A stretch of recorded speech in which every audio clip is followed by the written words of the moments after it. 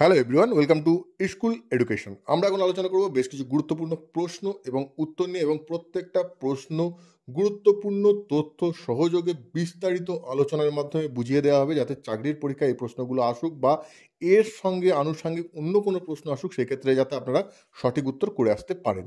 এটা আমাদের part 29 video. এর আগে আরও 28টা ভিডিও দেওয়া হয়েছে, সেগুলো যদি আপনারা না দেখে থাকেন তো সেগুলো দেখে নিন। সেখানেও অনেক গুরুত্বপূর্ণ প্রশ্ন উত্তর নিয়ে আলোচনা করা হয়েছে। তো দেখে নেওয়া যাক এখানে কোন কোন প্রশ্ন আলোচনা করা হয়েছে। প্রথমেই যে প্রশ্নটা রয়েছে সেটা হচ্ছে, নিম্নলিখিত কোন কমিশনের চেয়ারম্যান ছিলেন থমাস রবার্টসন? এখানে অপশান কী কী রয়েছে? প্রথম, দুর্ভিক্ষ কমিশন, জলসেচ কমিশন, রেলওয়ে কমিশন, শিল্প কমিশন। এর সঠিক উত্তর কি? এর সঠিক উত্তর হচ্ছে রেলওয়ে কমিশন। প্রথম রেলওয়ে কমিশনের চেয়ারম্যান ছিলেন থমাস রবার্টসন। এবং এই কমিশন কবে গঠন হয়েছিল? এটাও কিন্তু এখান থেকে ইম্পর্টেন্ট প্রশ্ন, এবং এটাও অবশ্যই মাথায় রাখতে হবে। এই কমিশন গঠন হয়েছিল 1902 সালে। এছাড়া প্রথম দুর্ভিক্ষ কমিশন অপশানে রয়েছে, জলসেচ কমিশন অপশানে রয়েছে, শিল্প কমিশন অপশানে রয়েছে। এগুলো সম্বন্ধেও একটু জেনে নেওয়া যাক। প্রথম দুর্ভিক্ষ কমিশনের কথা তো অবশ্যই মাথায় রাখতে হবে, কারণ প্রথম দুর্ভিক্ষ কমিশন থেকে আসবে। দ্বিতীয় তৃতীয় না আসলেও প্রথম যেটা থাকবে, যে কমিশন প্রথম গঠন হবে, সেই কমিশন সব সময়ের জন্য ইম্পর্টেন্ট হয়। তো এখানে প্রথম দুর্ভিক্ষ কমিশনের কথা বলা হয়েছে। প্রথম দুর্ভিক্ষ কমিশনের চেয়ারম্যান কে ছিলেন? প্রথম দুর্ভিক্ষ কমিশনের চেয়ারম্যান ছিলেন স্যার রিচার্ড স্ট্র্যাচি। স্যার রিচার্ড স্ট্র্যাচি, অবশ্যই মনে রাখবেন। এবং এই কমিশন কবে গঠন হয়েছিল সেটাও অবশ্যই মাথায় রাখতে হবে। এই কমিশন গঠন হয়েছিল 1880 সালে। নেক্সট হচ্ছে, জলসেচ কমিশনের চেয়ারম্যান ছিলেন জর্জ হ্যামিল্টন। জলসেচ কমিশনের চেয়ারম্যান ছিলেন জর্জ হ্যামিল্টন। এবং এই কমিশন কবে গঠন হয়েছিল? এই কমিশন গঠন হয়েছিল 1878 সালে। সালগুলো এবং যিনি কমিশনের চেয়ারম্যান ছিলেন তার নাম অবশ্যই মনে রাখতে হবে। শিল্প কমিশনের চেয়ারম্যান কে ছিলেন? এটাও কিন্তু ইম্পর্টেন্ট। শিল্প কমিশন খুব ইম্পর্টেন্ট। তার চেয়ারম্যান ছিলেন স্যার টমাস হল্যান্ড।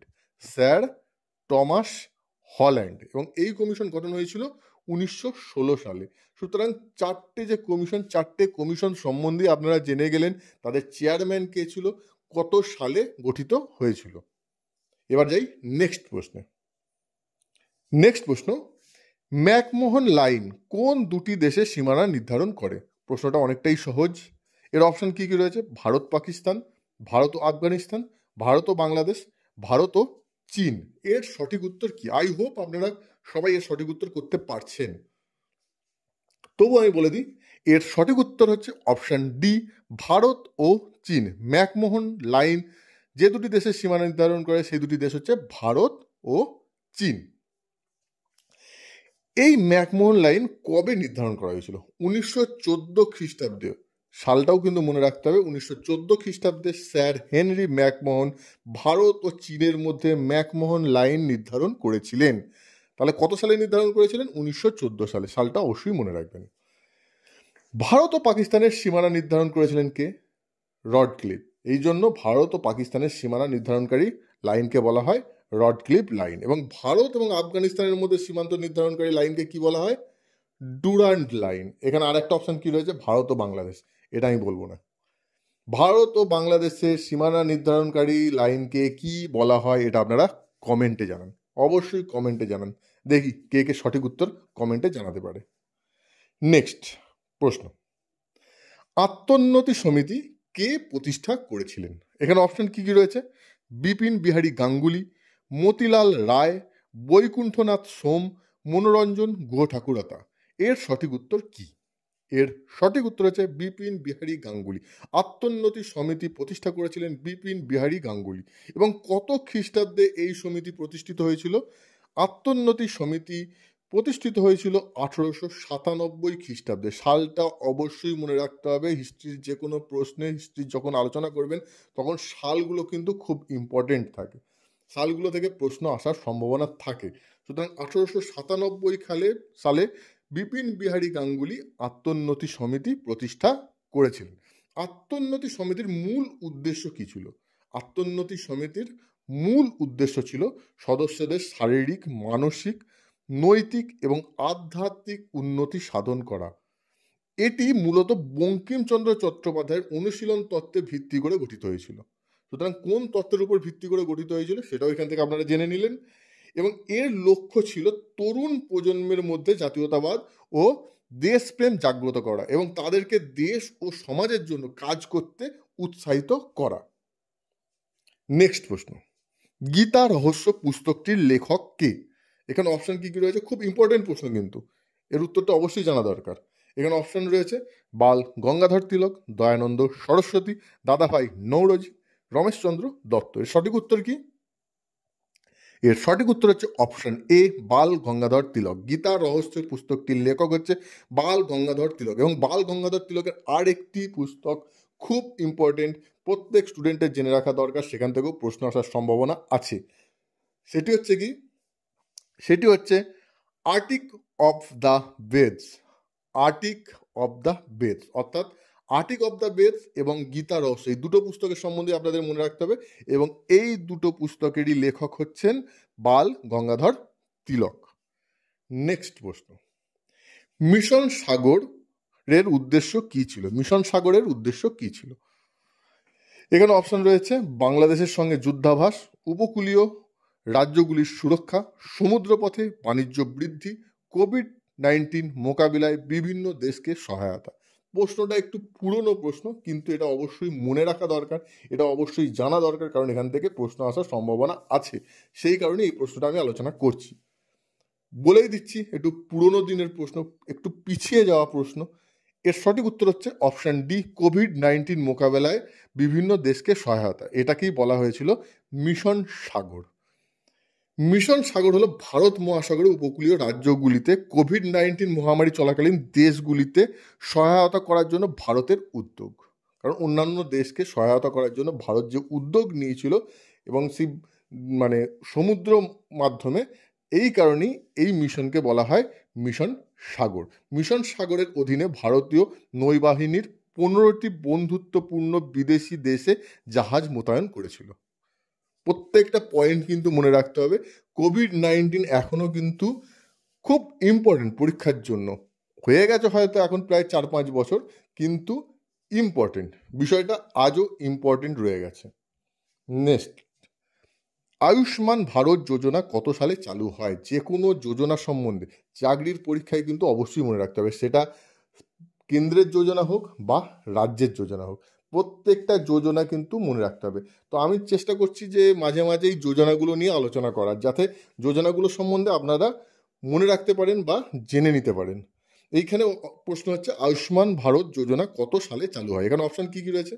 2015 সালে, 2018 সালে, 2020 সালে, 2021 সালে। এর সঠিক উত্তর কি? এর সঠিক উত্তর হচ্ছে অপশান বি, 2018 সালে। আয়ুষ্মান ভারত যোজনা 2018 সালে চালু হয়। এবং আয়ুষ্মান ভারত যোজনার মূল উদ্দেশ্য কি?